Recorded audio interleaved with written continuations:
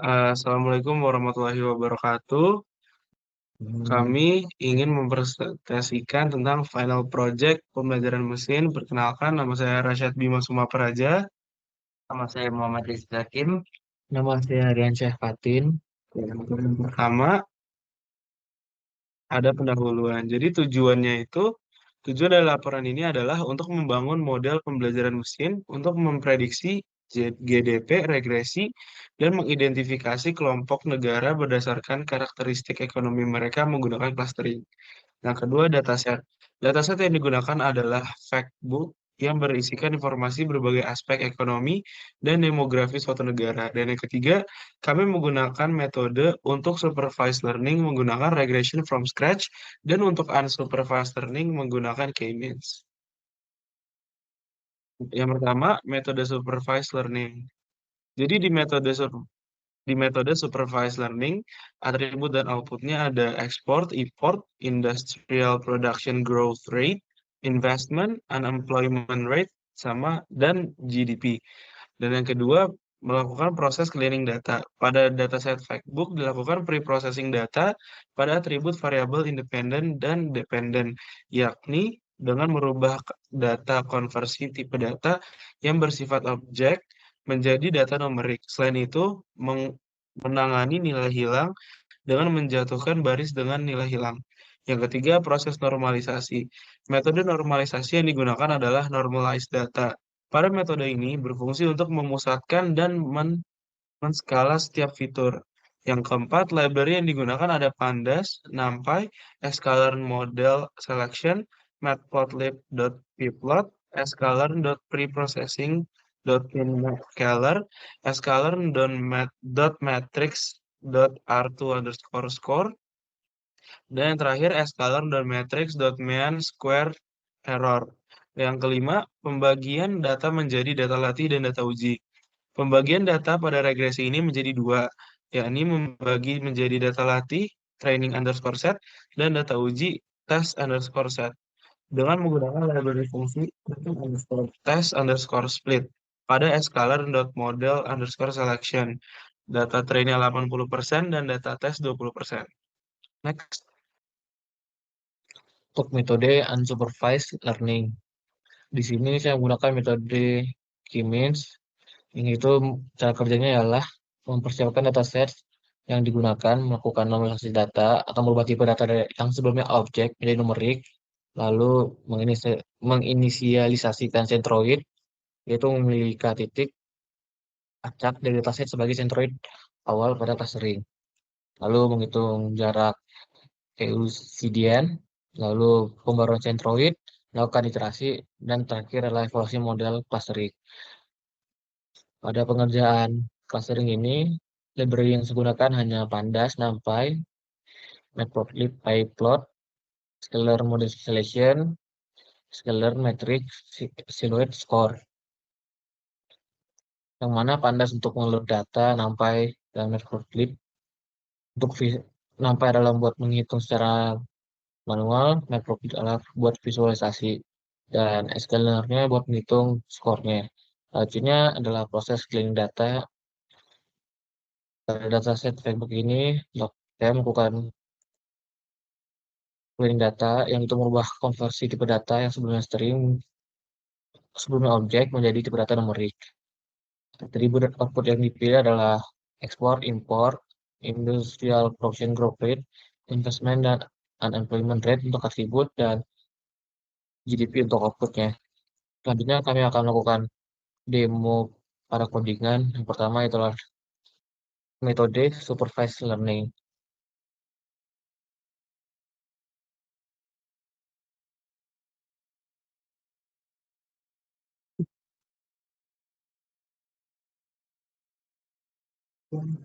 Ini bukan,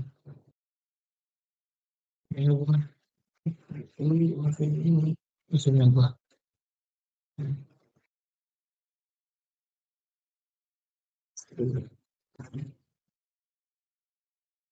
Oke. Jadi untuk yang supervised learning, em, fungsi, jadi menggunakan fungsi regresi linear. Fungsi ini adalah implementasi dari regresi linear menggunakan metode regression from scratch, mengambil matriks fitur X dan vektor target Y, menambahkan kolom bias ke X, kemudian menghitung bobot dan bias menggunakan normal equation. Lalu kita melakukan normalisasi data. Fungsi ini mengambil matriks fitur X dan menghitung z-score normalization untuk setiap fitur. Normalisasi data membantu dalam konvergensi lebih cepat saat melatih model, terutama dalam algoritma yang sensitif terhadap skala seperti regresi nilinear. Selanjutnya kita membagi data. Fungsi ini secara acak memilih indeks untuk data uji dan kemudian membagi data berdasarkan proporsi yang diberikan. Selanjutnya evaluasi model. Evaluasi model berisi tiga metrik evaluasi untuk model. Yang pertama ada mean squared error (MSE), mean absolute error (MAE), dan R square. Metrik-metrik ini digunakan untuk evaluasi seberapa baik model regresi linear memetakan input ke output. Selanjutnya ada em, pemrosesan data. Matrik fitur X diambil dari data dan menghapus baris yang mengandung nilai none atau missing value. Selanjutnya, kita membagi data. Matrik fitur X dan vektor target Y yang sudah dinormalisasi dibagi menjadi data latih dan data uji menggunakan fungsi train underscore test underscore split. Lalu selanjutnya kita latih model. Model regresi linear diperoleh dengan memanggil fungsi linear underscore regression pada data latih. Ini mengembalikan bobot dan bias dari model. Selanjutnya prediksi. Dengan menggunakan bobot dan bias yang sudah diperoleh, model memprediksi nilai target untuk data latih dan data uji. Selanjutnya evaluasi. Oke. Untuk evaluasi, metrik evaluasi dihitung dengan membandingkan nilai target yang sebenarnya dengan prediksi yang dihasilkan oleh model, baik baik untuk data latih maupun data uji. Dan yang terakhir, kita ngeprint semua yang ingin ditampilkan. Oke, selanjutnya dijelaskan oleh Fatin. Oke, pertama di sini kita seperti biasa kita ngeload data, kita akan melakukan preprocessing di mana kita akan ngecek data-data itu bentuknya seperti apa, lalu kita melihat tipe datanya. Di sini pada bagian preprocessing value ini, di sini saya mengganti dolar-dolar pada kolom-kolom seperti industrial production growth rate untuk digantikan di replace dengan string nol agar bisa dibaca. Lalu untuk data strip ini, string strip untuk menghilangkan baris depan dan baris belakangnya. Lalu di sini mengubah menjadi data menjadi numerik.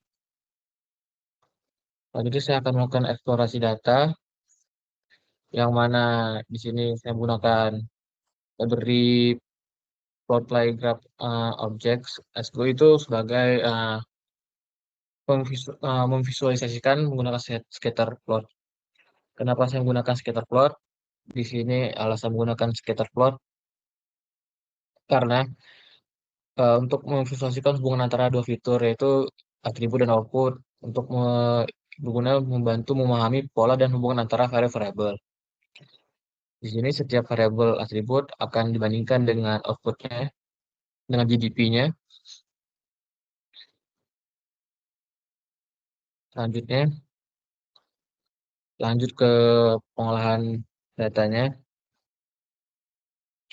Di sini kita akan import library NumPy, matplotlib, dan sklearn matrix import silhouette score.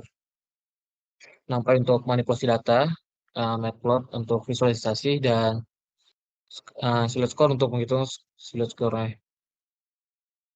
Pertama itu ini kelas.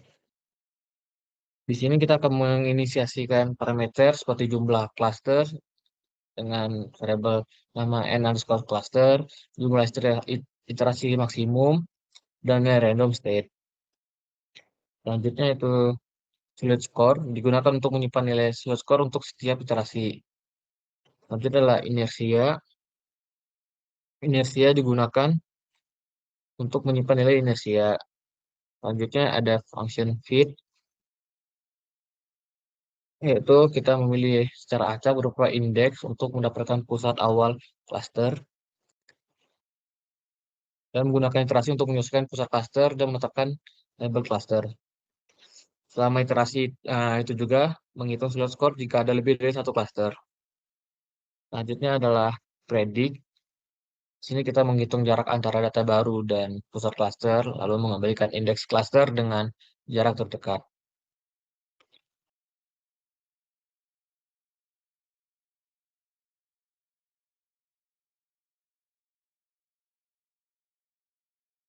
Di sini kita akan melakukan penerapan k-means dengan 3 cluster, lalu mendapatkan label untuk kelompok pada step contohnya, lalu mendapatkan centroid dari step cluster. Lalu di sini kita akan memvisualisasikan elbow method dan hasilnya seperti ini. Dari hasil visualisasi ini dapat disimpulkan cluster yang paling optimal itu adalah 3. Selanjutnya kita akan visualisasi per iterasi, itu score per iterasi. Selanjutnya kita akan visualisasi clustering. Berikut adalah tampilan dari sel clusternya. Lalu kita akan melakukan evaluasi kualitas cluster. Di sini kita mencetak nilai inersia dan nilai silhouette score untuk melihat evaluasi kualitas clusternya. Dan didapatkan adalah nilainya 5,894 untuk inersianya dan silhouette score adalah 0,36. Yang buat demo codingnya akan kita lanjutkan ke hasil analisanya. Akan dibacakan oleh teman saya. Setelah membangun beberapa model pada regresi linear dari scratch dan clustering dengan menggunakan k-mean, yang dimana yang pertama adalah regresi pada supervised learning, terdapat 3 jenis evaluasi yang digunakan, yakni R-squared score, MSE, MSE untuk trend dan test, serta MAE untuk trend dan test. Untuk R-squared score ini merupakan metrik yang mengukur proporsi variabilitas dalam variabel independen dan dependen yang dijelaskan oleh model regresi. Sedangkan untuk MSE pada trend dan test ini, di mana metrik yang mengukur kata-kata kuadrat dari suatu kesalahan atau error prediksi model pada data latih dan data uji. Sedangkan untuk mean absolute error pada trend dan test, metrik yang mengukur kata-kata kuadrat dari kesalahan prediksi pada data latih dan data uji.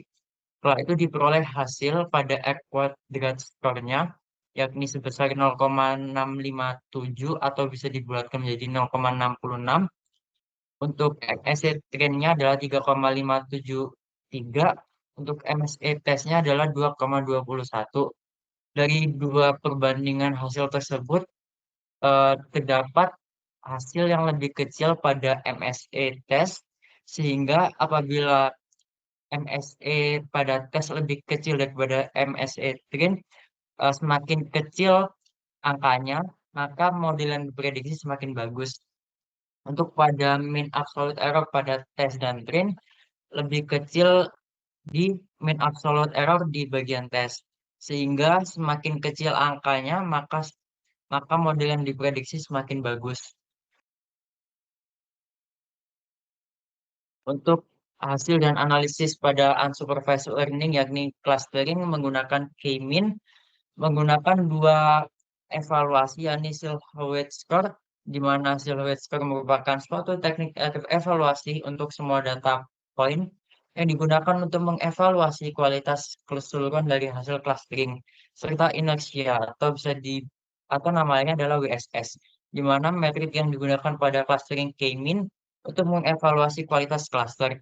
Ini mengukur total jarak kuadrat atau bisa dibilang jarak Euclidean